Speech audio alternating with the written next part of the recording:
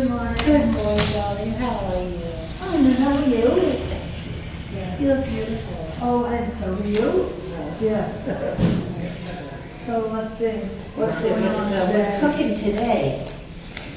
Chef, he's very nice. Chef. He always has a good.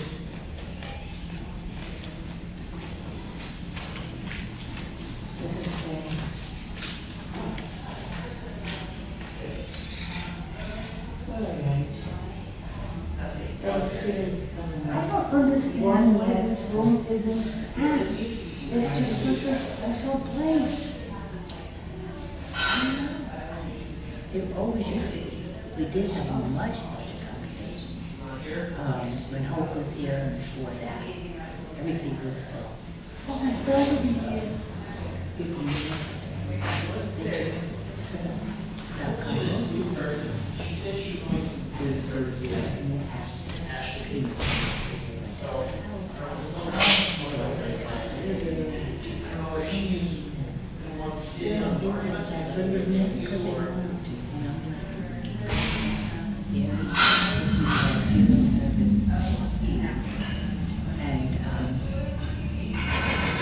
I knew the church was hanging that on down for all denominations. Oh, really? Yeah. I read about that.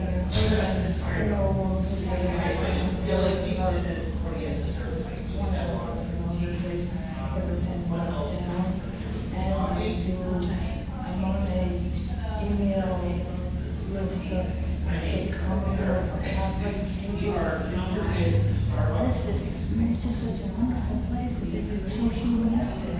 And it has We have wonderful servants.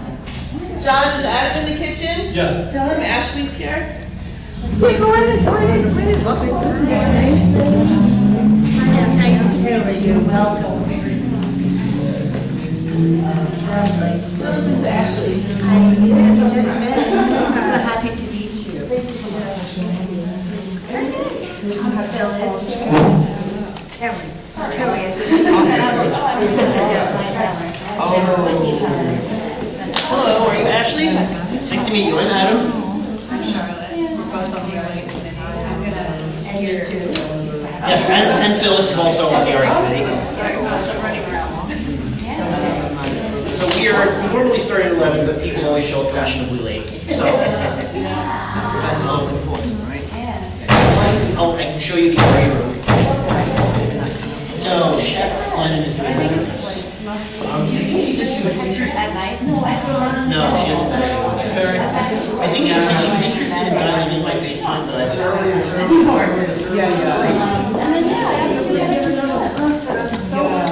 Oh, good. Well, we're so happy to do it. Yes. Yeah. I mean, it was crazy last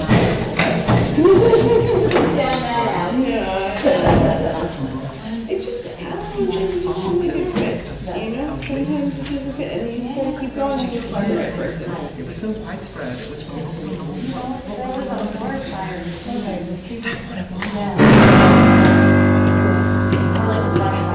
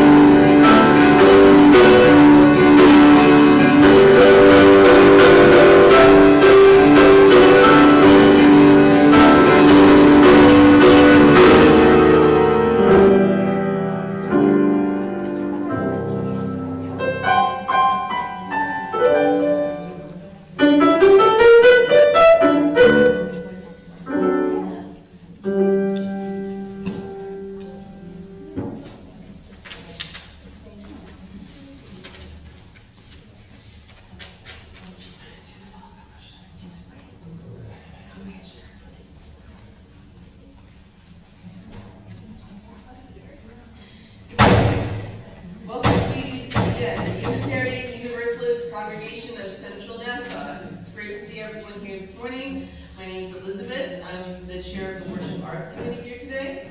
Today's service is led by Chef Glennon. I'm sure he'll be back in a minute. He was in the office today. Oh, okay, yeah, let him know we're starting.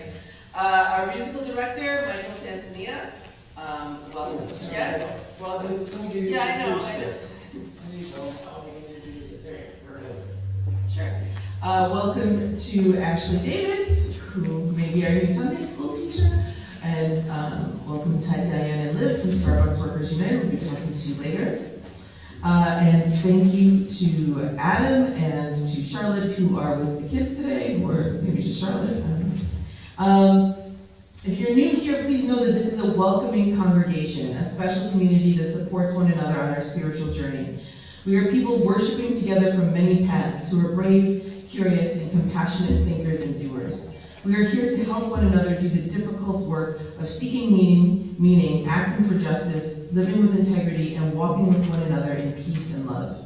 We hope that this hour set apart from daily concerns will renew our spirits, strengthen our love for one another, and embolden us to bring reconciliation wherever we find division. It is good to be together.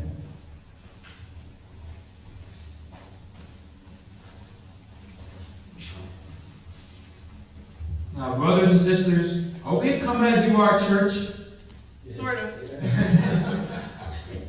Are we come as you are, church? Yeah. Can I wear blue jeans? Yes. And sneakers as I reach? Yes. I feel like Bruce Springsteen on the cover of, Orange. Look at these. It's the blue collar origins. It says, I may be working class, but I'm rich in relationships. I'm rich in creativity. My brothers and sisters, Elon Musk just became a trillionaire. Saw it on the news just this weekend. A trillionaire. Someone with a string of failed relationships.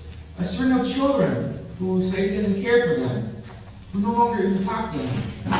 Is he rich in relationships? No. He said to take over creative projects and slap his name on them to take credit. Is he rich in creativity? No. Brothers and sisters, as we worship today, do not take this latest buzz on rich people's books on $1 million mindsets fool you. The principles of the UU Church is how you get rich. In the Bible, people scoffed at Jesus. What good can come from Nazareth? They asked. But Jesus flipped the question. What good can come from the super wealthy? Is it not easier for a camel to pass through the eye of a needle than for a rich man to enter heaven? Now, as we gather here today, I want you to think about these questions. Class, rich, poor. What good can come from Nazareth?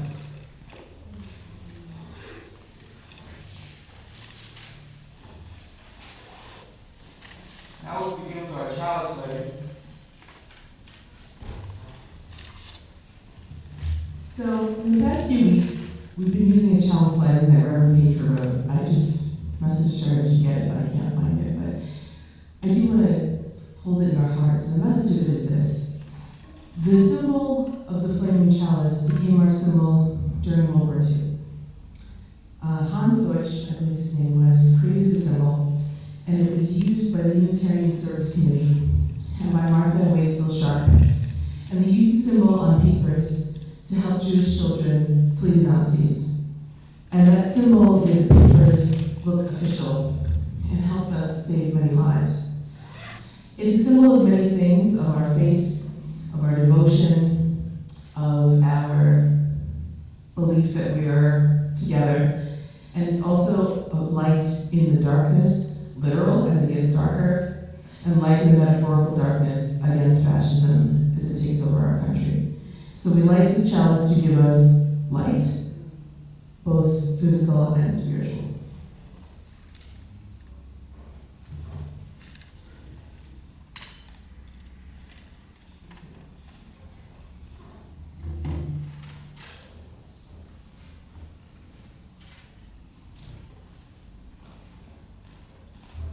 We are here, on the ancestral lands of America.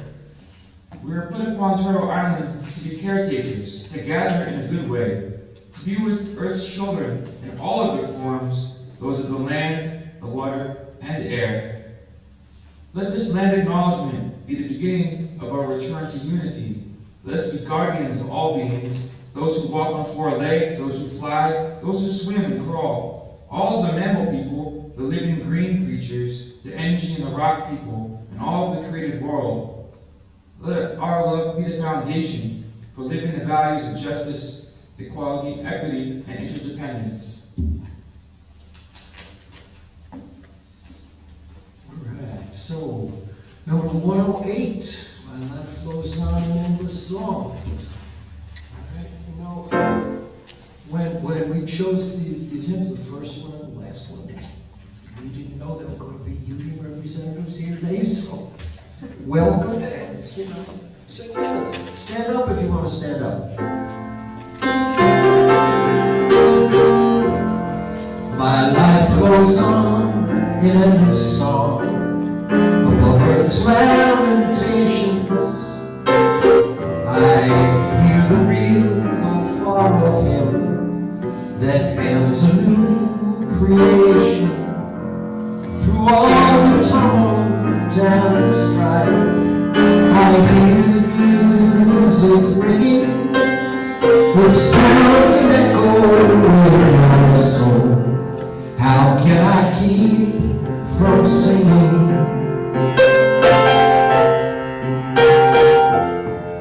What though the tempest round me blows, I know the truth will live.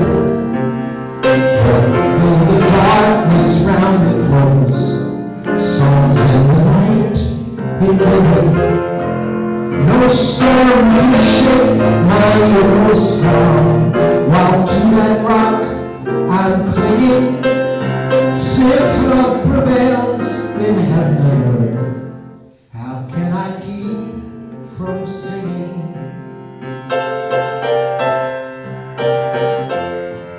When tyrants tremble as they hear the bells of freedom ringing, when friends rejoice both far and near, how can I keep from singing? To prison cell and dungeon vile, our thoughts to them are winging. When friends by shame are undefiled, how can I keep from singing?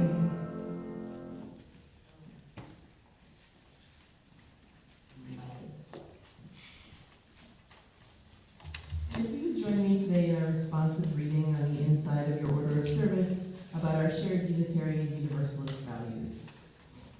Love is at the heart of our values.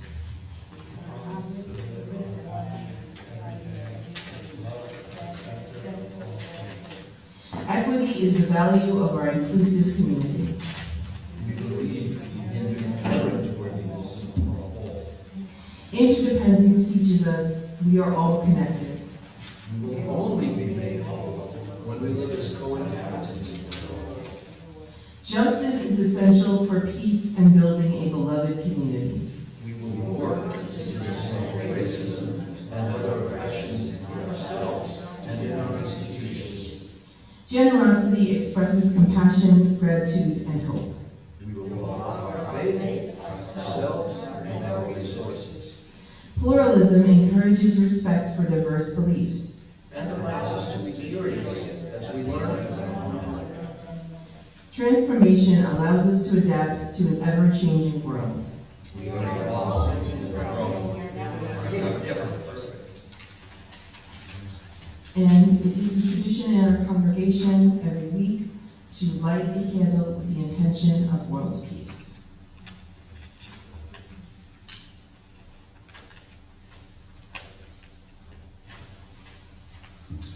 So some announcements for today. We didn't have any printed out, but in a few minutes we're going to be talking to Liv from Starbucks Workers United about how we can help them with their upcoming strike.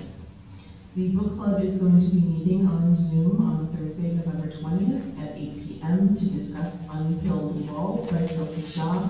This book is amazing. It's about the connection between the prison industrial complex and immigration. It really changed the way I think about a lot of things. I feel like it's almost a sequel to the new Jim Crow. Please read it and join us. Does anyone else have any other announcements about things that are going on that I should have mentioned? Okay. Liv, here's yours.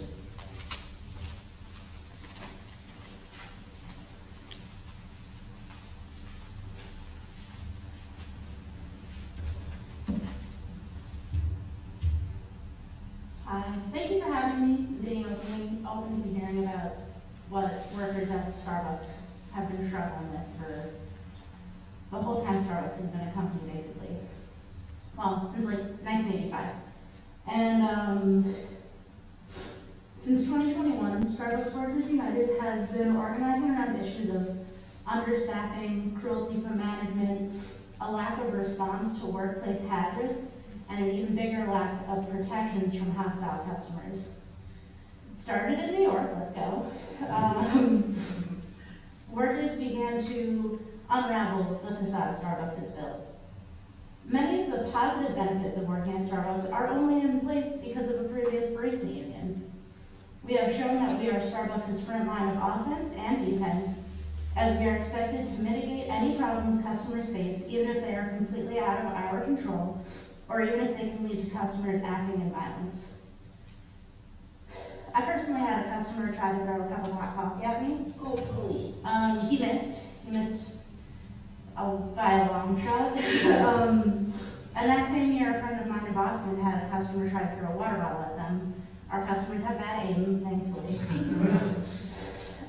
At this point, our union is 600 stores strong, but that's out of thousands of Starbucks nationally, and even more internationally. We're the second largest fast food company globally, second to McDonald's. So here's my biggest ask for how you can help us right now. Boycott. Please, please, please. From this Thursday, which is Red Cup Day, which is the hardest day of the year to work as a Starbucks worker, don't get your red cup. I know it's hard. People love them. It's a free hot cup.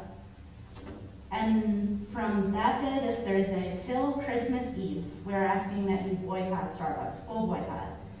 Don't worry if people give you gift cards, they do not expire. But you yourself, don't purchase any gift cards. Go somewhere else. Get a Visa, they have like the nice MasterCard gift cards. And that's my biggest ask, is that we boycott, and you encourage others to boycott. And you let people know that there is a boycott happening. Show Starbucks that with our worker power and your buying power, we can and do have more collective power than they do. And this is my second ask. While you're saving money, not spending at Starbucks, please donate to our hardship fund. We have a GoFundMe, we have a Venmo. Most of it is available online, but if you do collect cash, I can always get that to the correct people. And then my last ask, that I think will be the easiest probably, is that we're just looking for like food donations, kind of like non-perishables, stuff like that, to help out with workers who will be on strike for a month plus. We will be getting strike pay, we will be getting hardship fund money, but people need to eat. People have families, some people are definitely in school and might not have time to go grocery shopping. And those are the three big asks. Thank you so much for having me. Yeah. Can I ask a question? Yeah. Can we expect to see picket lines and workers on strike at our local Starbucks? Yeah. So actually, Garden City has two Starbucks locations. Two Union Starbucks locations. One is technically in Westbury Gallery. I'm not sure if they'll be picketing.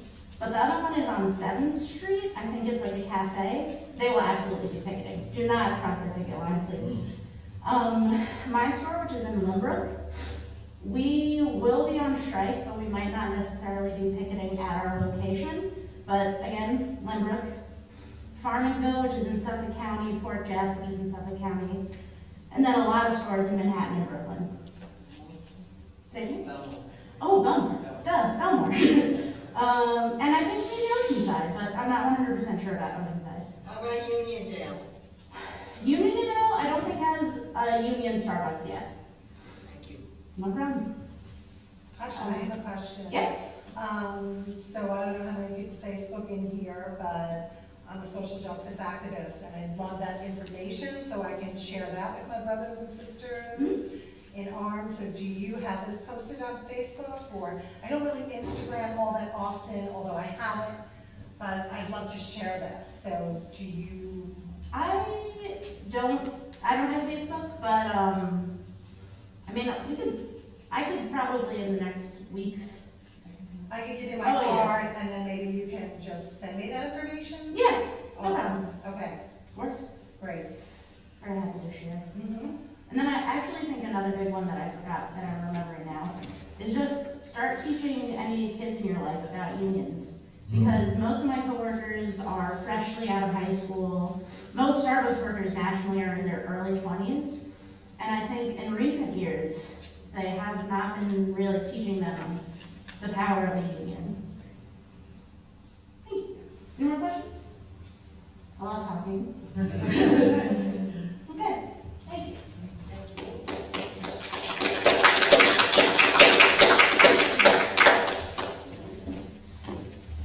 Thank you, Liv. And then Diane, can we bring anything we collect today? We are working with the Ethical Humanist Society that's right down the street. They're going to be a distribution hub for anything we collect. Yes, please come tell us about that.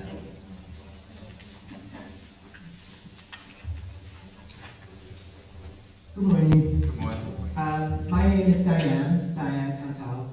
I'm a workers' rights organizer for Long Island Jobs for Justice. Thank you all for having us today. We have been supporting Starbucks workers for a few years, and Jobs for Justice works in coalition with unions, faith leaders, activists, and community organizations. I feel we've been really blessed to be connected to Elizabeth, so that we are, because what Liv was sharing about the food being a really important part of them being able to get through the strike, the UU has graciously offered to help us with the distribution and the collecting of food. And so the Ethical Humanist Society, they said that they can help with distribution. They will also contribute to the donations, but that will be a pick-up point. So we will create a flyer once we have all of the dates and the times of when this food can be distributed, and we will share back with Elizabeth. We're in communication, and we're doing this all across Long Island with different places of worship.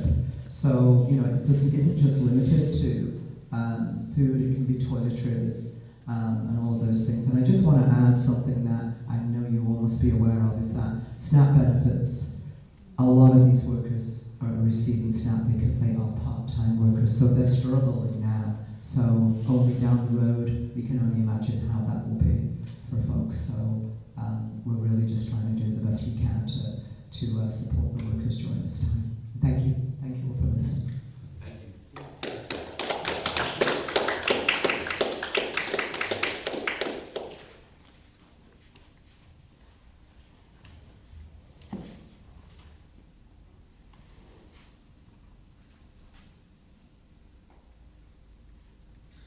UUCCN is a community of people who strive to be welcoming, caring, hospitable, and loving. We know that the spark of our joys can be amplified when we share them with people who are cheering us on, and the weight of the burden of our sorrows can be lightened when shared with those who have committed to our mutual well-being.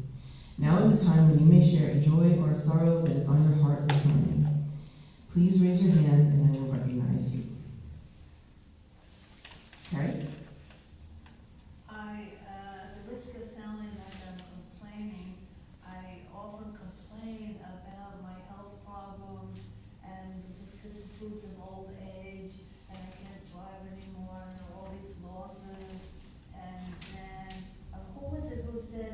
Getting old ain't the sissies, and we would never believe this. But then I said, I'm so grateful of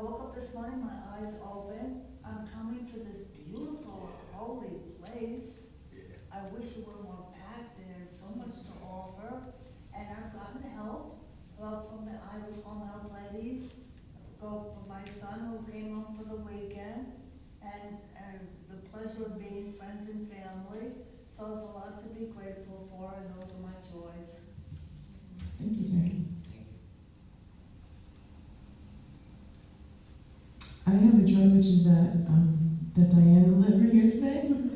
I don't remember this week. You guys know I was pretty busy with the New York City election, but I got a text from Joe Sackman. Oh, it was on Wednesday,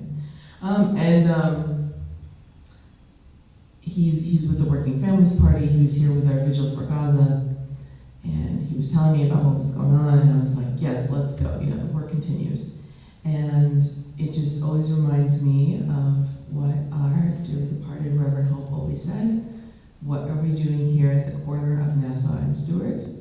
And I am so thankful that we're starting to be a place that people recognize that they can come to us to ask for help with organizing and with justice.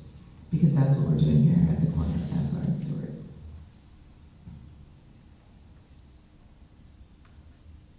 Diane? Yeah, I'm reminded of a friend of mine who we talk often, and her name's Linda. And Linda shared with me that it's up to us to choose, and she chooses joy every morning. And I think about it so much, and I was reminded of that, because there's so many things that we can be upset or sad about, right? And I just think that joy is something that it's ours, it's ancestral, and it's ours to keep and to hold, and that's something that the establishment can't take from us. Yes. So it's our choice, and so I too choose joy. Ashley? Hi everyone. It's really nice to meet all of you, and thank you so much for welcoming me into your congregation. My parents are actually from the Caribbean. My dad is from Jamaica, my mom is from Grenada. And I'm sure that most of you may have heard that Jamaica has experienced a lot of devastation due to the hurricane. I have my mother-in-law in Jamaica as well, and an uncle on my dad's side. They're okay, but it's not easy, it's not simple. It's a tough situation right now. So, and then of course, there's been the typhoon in the Philippines, which has been on my mind. I have friends from the Philippines, and just from maybe a human perspective, you see what's happening with climate and the attention that's maybe not being. I think the attention is more there, but the action is not following as much as it maybe should be. So that's something that pains my heart a little bit. But my is it a joy that I'm supposed to? Joy or concern. Like Reverend Hope always said, joys and sorrows live side by side. And this week was really that for me personally. So, either one. I would say, honestly, I feel very fortunate to be here with you all, and to, it's really encouraging to hear, different people talking about the joys and the stresses of life that live side by side. I think it doesn't change everything, but it does make sometimes bearing some of the burdens of life a little easier. So thank you sincerely for welcoming me. Thank you for sharing. Mary Ellen? For me, there was some joy in the election results in Nassau County, because the 3 minority districts were able to bring forth their electorate and they elected their candidates.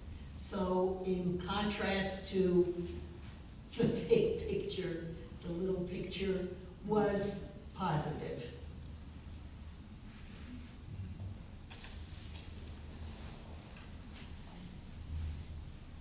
May we remember those who have spoken, those we have named, and those we hold in silence in our hearts.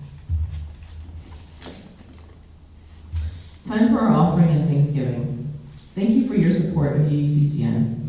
Your pledges, donations, and volunteering sustain our congregation as we are 100% dependent on our members, friends, and guests.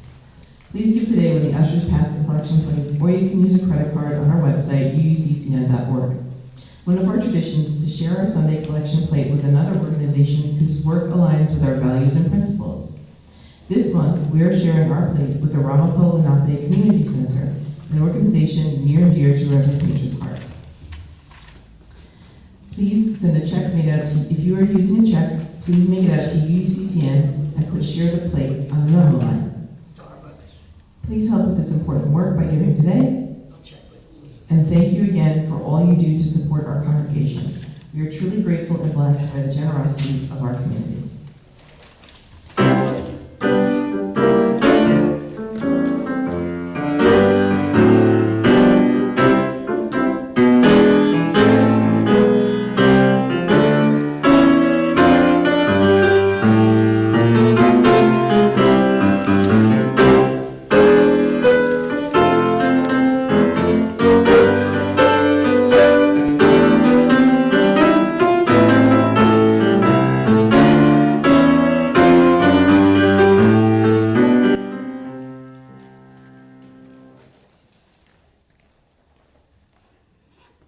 Today's reading comes from John, book of John, chapter 1, verses 43 to 46. The next day Jesus decided to leave for Galilee. Finding Philip, he said to him, "Follow me." Now Philip, like Andrew and Peter, was from the town of Bethesda. Philip found Nathanael and told him, "We have found the one that Moses wrote about in the law, and about whom the prophets also wrote, Jesus of Nazareth, the son of Joseph." "Nazareth? Can anything good come from there?" Nathanael asked. Philip said, "Come and see." Now what good can come from Nazareth, that podunk town of unsophisticated people, peasants, if you will?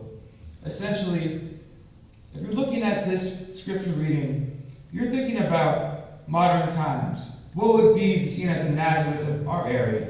Now, I'm from New Jersey, so I can say what towns might be seen as the Nazareth of New Jersey. But what would be like the Nazareth of Long Island? Like people say, what could come from there? It's just a bunch of working class community. They got nothing going on there. Brentwood, line dance, I don't know. You said what? But Hempstead. Thank you. Oh yeah. Sorry. So I don't know the city towns around here, so I'm like, I don't got a survey said behind me. It's not you're correct. You're telling me right now. So Hempstead, you said Brentwood. I'm thinking line dance because one of my best friends is from line dance, and he said it's a little rough area. Ridgewood. Not the Jersey Ridgewood. Well, so the answer is, in that verse is come and see, right? Come and be in solidarity with these working class communities. If you're like me, you're from a pretty well-off upper middle class community, come and see. So this verse from today's reading, I find to be one of the richest verses in the Bible to me, because not only was Nazareth looked down upon in terms of wealth, but also in terms of being seen as poor in culture and spirit, or as spiritual poverty. Now, when you look at spiritual poverty and this kind of ignorance, you think of this backwoods, superstitious people. Now, these people can't even seem to separate, right, their superstitions from their religion. Think for a minute how America was founded. The 13 colonies were founded by Protestants from Northern Europe, and these people were suddenly, and from their perspective, being flooded by people from the old world, the one that they were trying so desperately to leave behind, right? These kingdoms, these Catholic countries, countries of illiterate peasants, blindly following superstitions, pagan ways dressed up in Catholicism. What good can come from them?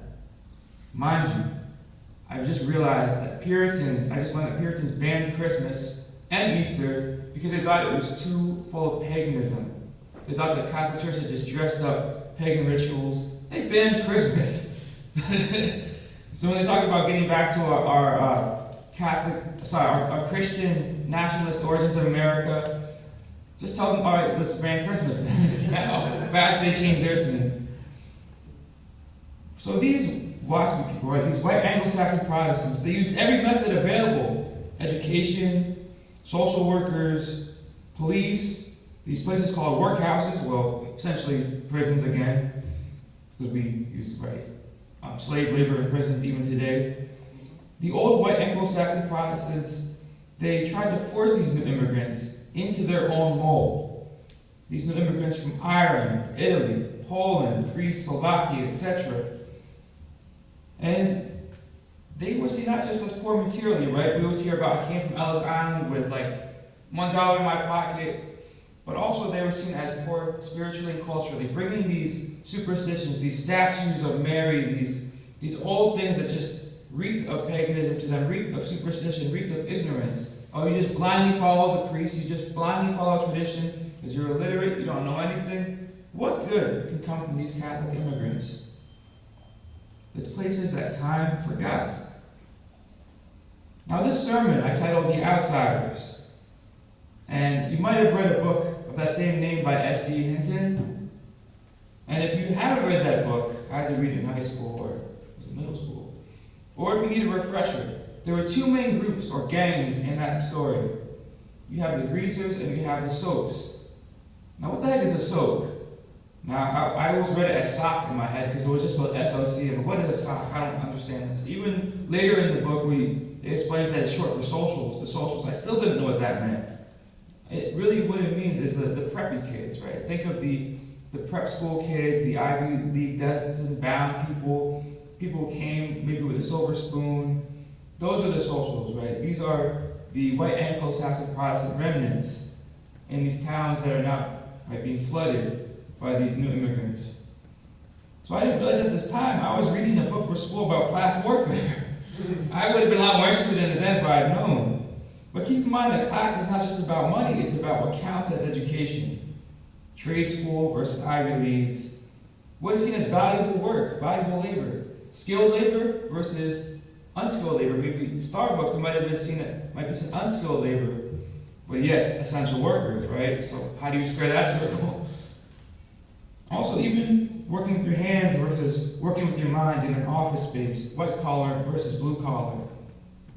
Yes, even working indoors versus outdoors. Consider the opening lines to one of my favorite parts of the Bible, the Song of Songs. I am black, but I am beautiful. But this is an Israeli woman forced to labor in the fields because of her social class. It's the same way that Italians were called Guineas when they came to America as a slur. Guinea, as you know, is a country in Africa. And this might also explain why Benjamin Franklin, in a comically racist moment, referred to Germans not as Israeli white people, but Germans as swarthy. Right?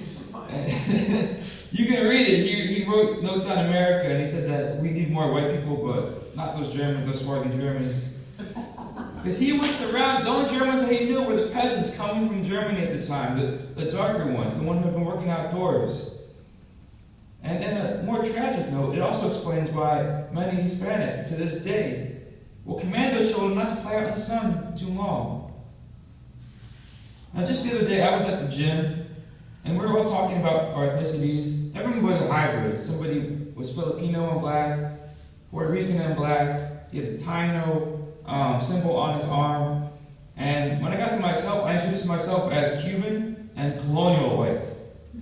And that drew laughter, yes. But knowing laughter and imitations of bougie aristocratic white people. But it refers back to a time, like in the Outsiders, when these distinctions really mattered, and there was no laughing matter. It meant living with intergenerational wealth versus no intergenerational wealth, or no wealth at all. It meant the opportunity versus no opportunity. In many cases, it meant marriage or no marriage. I mean, where are we going to bury the family afterwards? We got Protestant cemeteries and Catholic cemeteries, right? So these immigrants who became the greasers, they had a lot to prove. And what they lacked in waspy refinement and education, they made up for in toughness, right? Street smarts, their uniform, the rugged blue jeans, or even the khakis, which at the time were associated still with gas station attendants or rugged, rough and ready military men. And their, white shirts, just plain simple white tees. This was seen as a uniform of anti-preppiness, a symbol of anti-preppy resistance. What good can come from Nazareth? or from those kids on the other side of the tracks, whose poor Catholic parents just couldn't stop having babies because the Pope preaches against condoms and all those things, right? Because they don't know what's even good for them. They just follow whatever the Pope says. What good can come from these kids who just skip class, but they only show up in school for football? I see them hanging out in the street corners with their varsity jackets. That's how I know that these punk kids should be in school. And speaking of school, I want to talk about the time of Jesus, not like it's ancient history, but really what it actually is, a high school cafeteria with a pecking order. You see, right over here you got your Roman jocks. They're kind of like the greasers from the 50s, right? Buff, hyper-masculine. They love drag racing, except these guys do it with horse-drawn chariots instead of cars. But then over here, you got your Israeli nerds. They'll be studying Torah all day when the other kids are out playing. But even when they do come together, it's just like a nerd party. They got this thing called phylacteries on their heads, which are like VCR film reels, right? But they got scripture on them, and they're wrapped around their wrists too. They look like, Hawaiian lace, but this is not a fun party. This is a nerd party. It's like the equivalent of duct taping Pokemon cards and Dungeons and Dragons rules all over their bodies.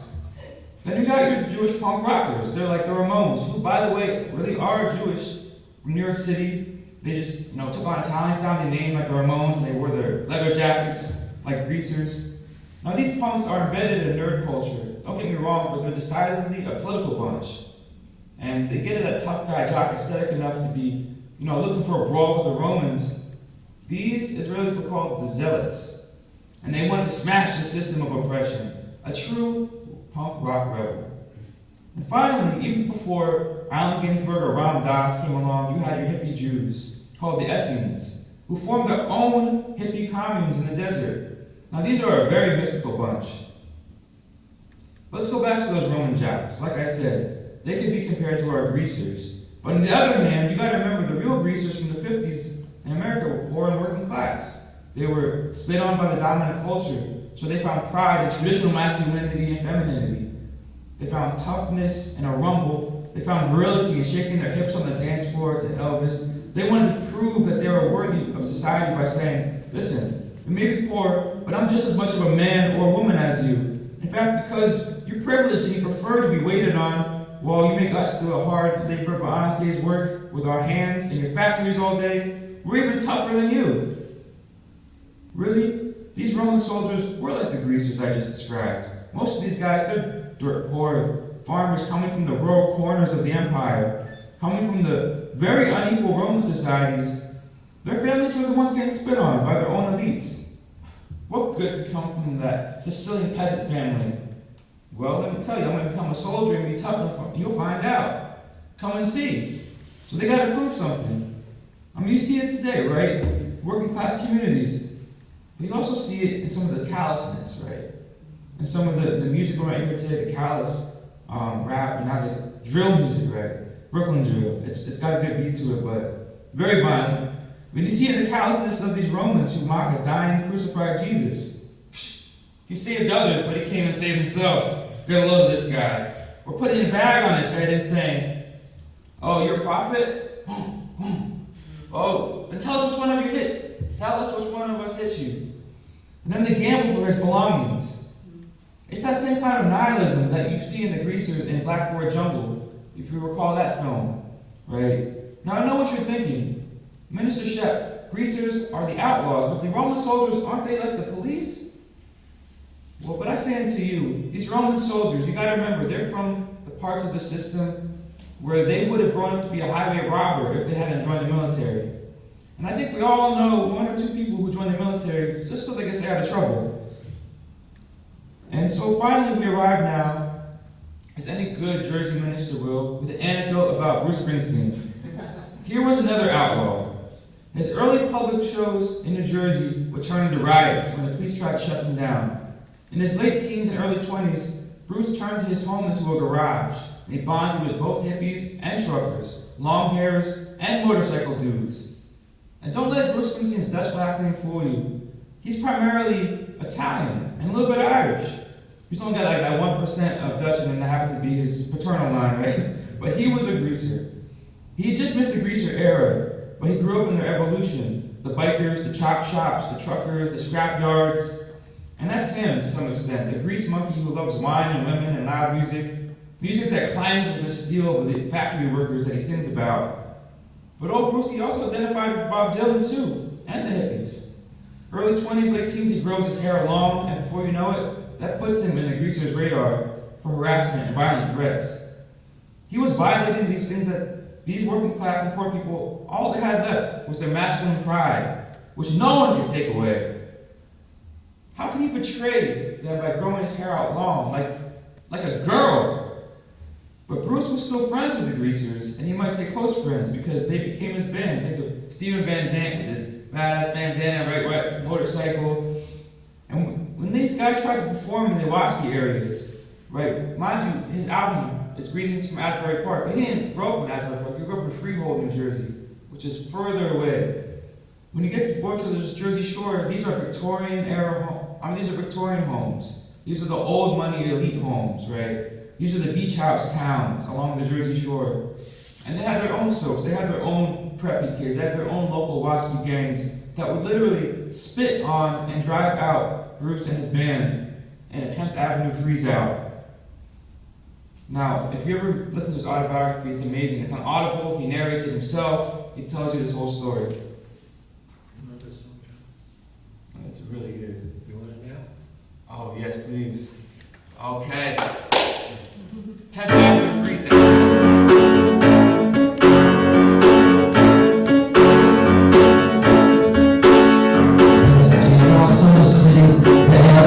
Searching for his move. Seems like the whole world can't find a road to. Everybody better move over.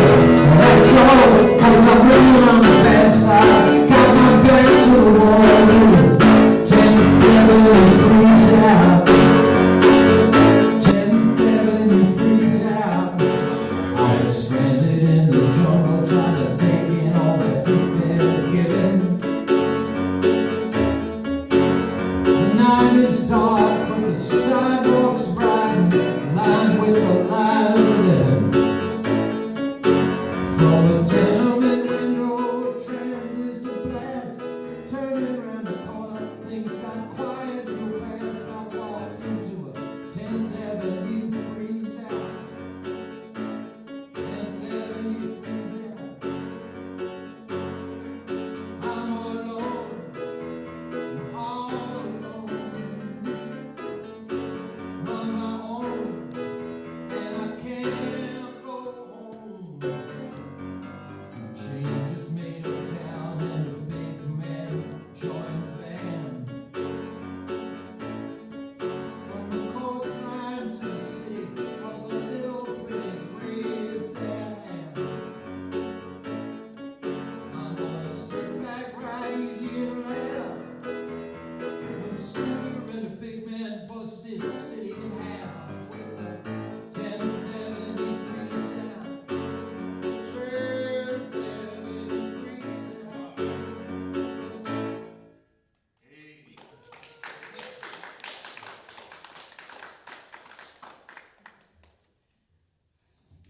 This man,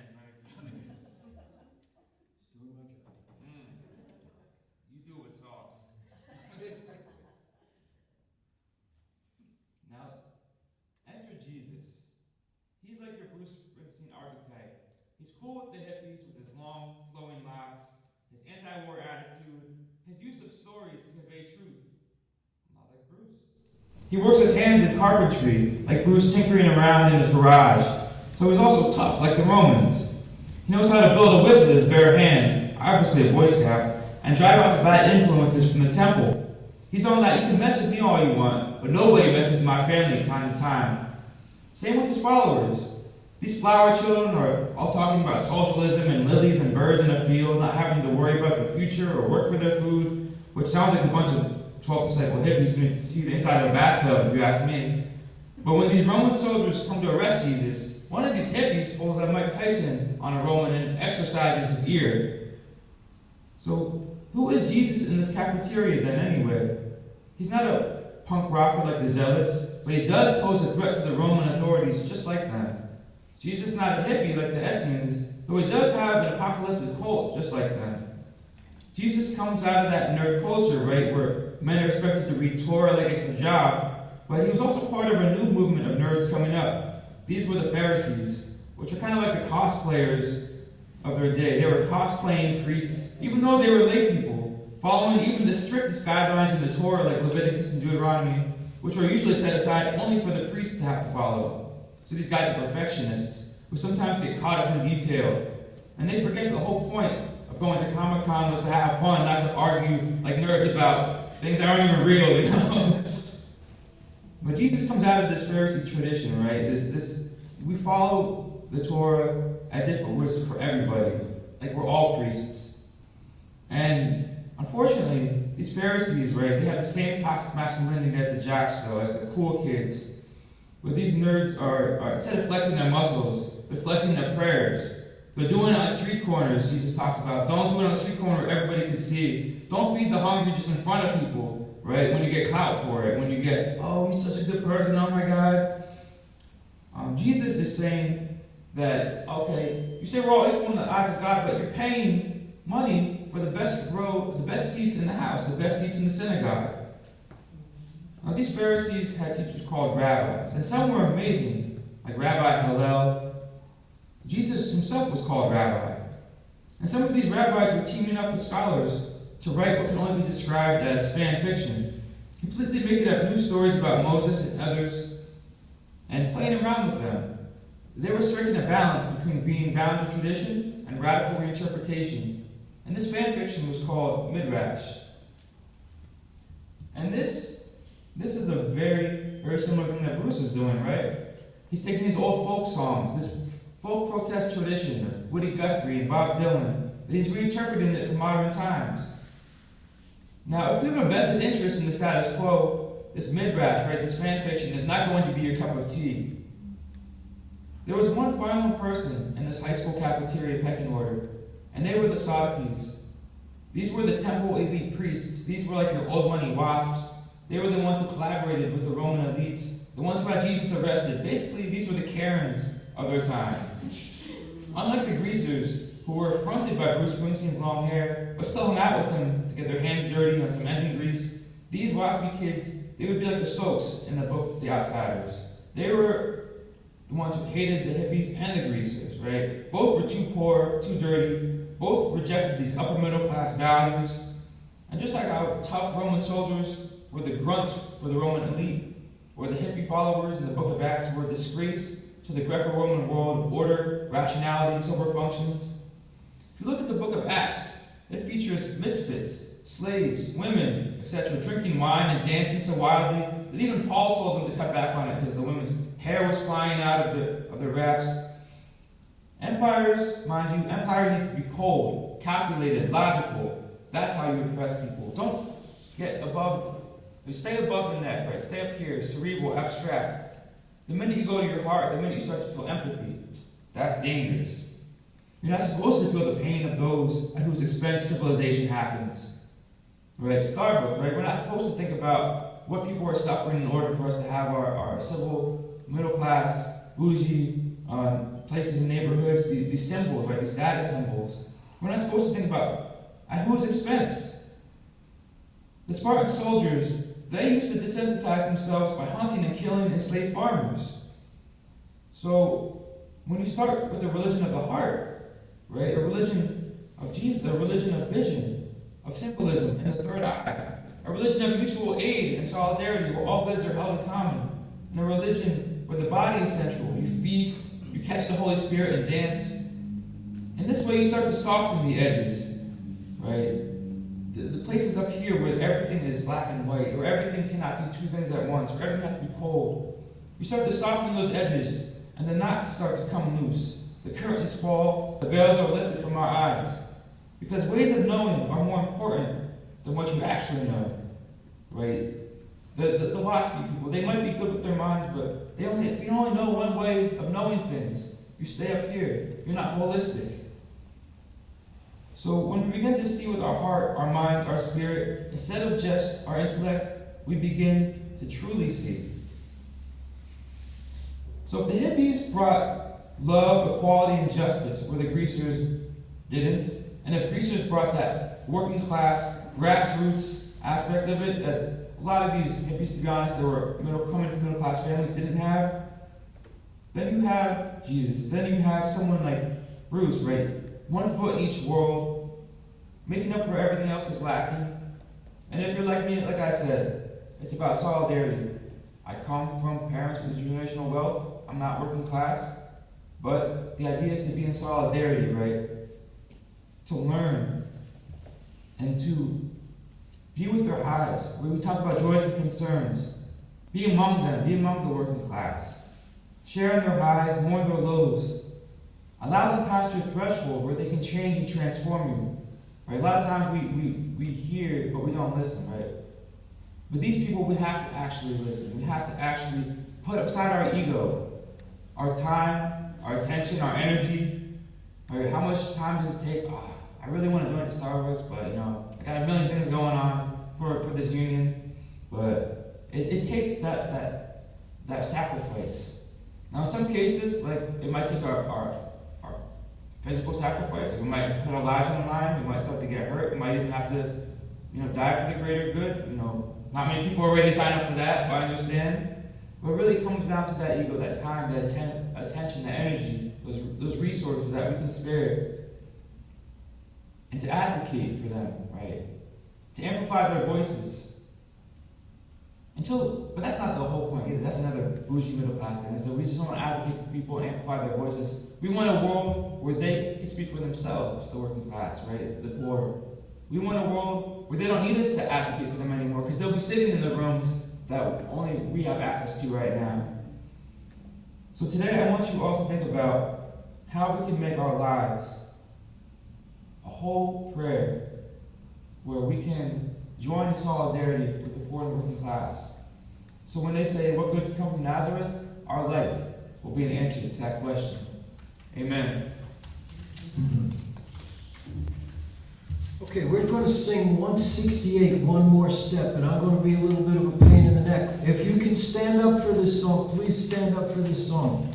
And then what I'm going to ask you to do, if you can stand up for this song, is to please, I want you all to be close together, so just move close to somebody who can't stand up for it, so that there's more people closer together. Some songs work better when you're close together. That's all. Some songs you can be spread out all over the room. And some songs work better when you're close together. So just get closer together. And the reason I said if some people can't get up, well then you got to go to them, right? That's all. But the idea is to be close together when you sing it. One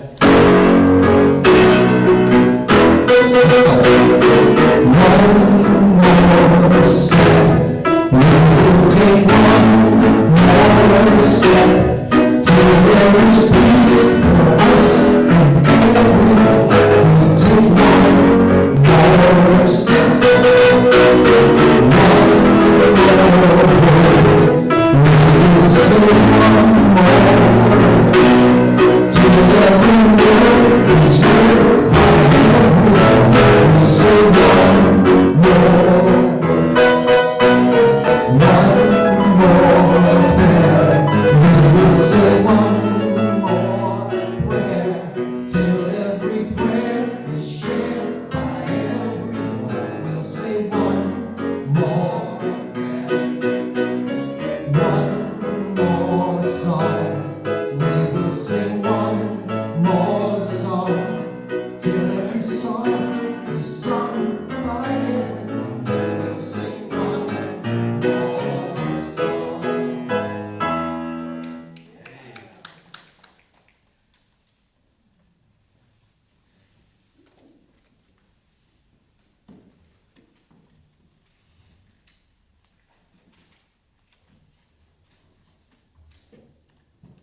Maybe you're a greaser. Maybe you're a little preppy, but you're art school, right? You're still an outsider. You maybe listen to Talking Heads and that's your jam, as opposed to say, the greasy music, or maybe you're like the Robert Smith, goth, new wave kind of vibe. Maybe that's your thing. You guy with eyeliner, makeup or just wearing all black, still an outsider. Maybe Jesus to you is more so in one of these groups, in one of these categories. Maybe at least we know he's an outsider. So whatever you identify, whatever your subculture is, whatever outsider music subculture or any kind of subculture you belong to, lean into that. Think of it in terms how we can make the Bible relevant to us today. What good can come from Nazareth? Right? What good can come from these outsiders? Right? The greasers, they had toughness. They also had working classness. Jesus, very gentle, right? Hippies and go very gentle, but he was also tough. He got those whips, you know. He was driving people out. Let's find that balance. Let's bring all these groups together. Let's unite, because we all got something to learn from each other. We're all outsiders in a way. We're all not the 1%. None of us are going to be trillionaire. So I say unto you today, let's lean into that part of us that was that misfit in school, or a misfit even today. The person who's always the outsider in every group you go into, because sometimes I feel that way too, you know. I'm not this enough for these people, but I'm not that enough for these people. Let's lean into that and use that to connect with others. People that we might normally say, oh, I don't know about them, they're a little rough around the edges. Right? That's how we polish our edges. That's where the knots come loose. They might have a physical way of learning about the world, as opposed to just intellectual. They might have, and they might learn from us too, right? They might want to, hey, how can you help me do this resume? How can you help me write this? We all got something to share. This is mutual aid. This is solidarity. Amen.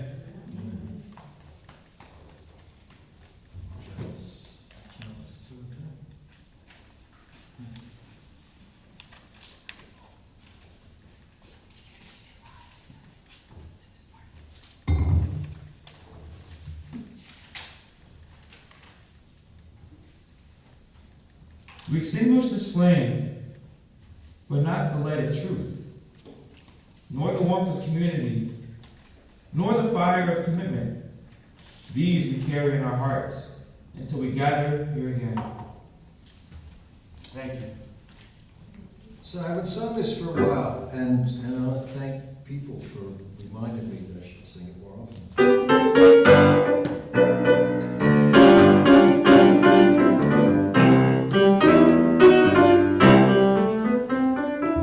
44 years, every day she would toil, in a company trading in coal and in oil. The day she retired, the firm was acquired. There's more trouble now than this hard-working gal ever feared. Because the pension fund money seems to have all disappeared.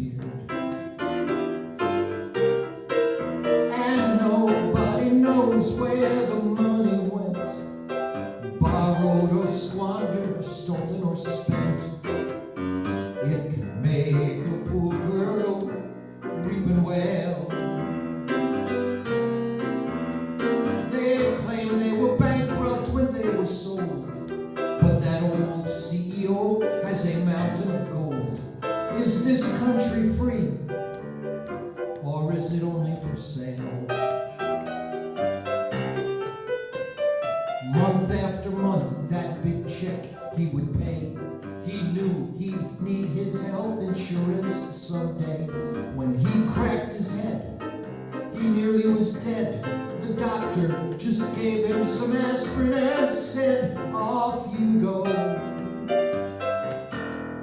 And then the doctor got a commendation from that HMO. Told them he paid them so well for so long. They gave him a dance and they gave him a song. It can make a poor boy weep and wail. He paid to see all kinds of specialists, and they let him see a gynecologist. Is this country free, or is it only for sale? Make a change. Well, they used to say you could run for some office somewhere. But how can you run for an office today if you're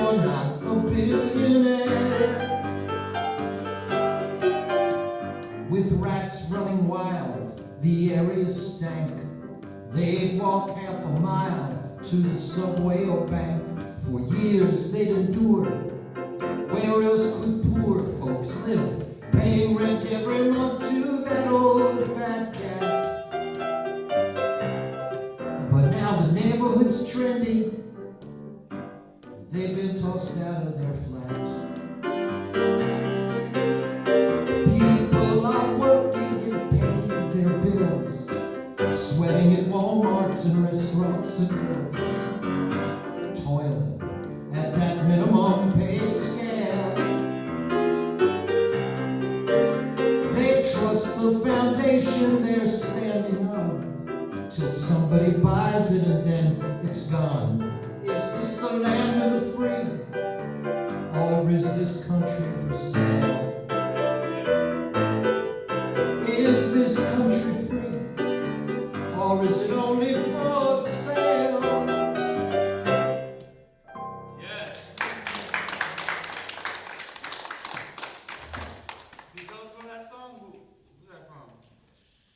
It's from a show I co-wrote called Cows, KWOS, which you don't need to know about the show, but it seems that the radio station, the people who own it have no choice but to sell it to some people who want to turn it into a hate radio station. And somebody says, well, it's a free country, and somebody else says, yeah, but it's for sale. And so then the song had to get written like that. Wow, that's beautiful. Please tell me that's online where I can download. You know what, you can do a couple of places. You can go to my website, sansonmusic.com, and on the front page or the home page, it says economic downturn, catching down, so you can get it there. Or if you go look me up on YouTube and The Free Country, I think it's in 2 different places, on 2 different YouTube channels. Okay.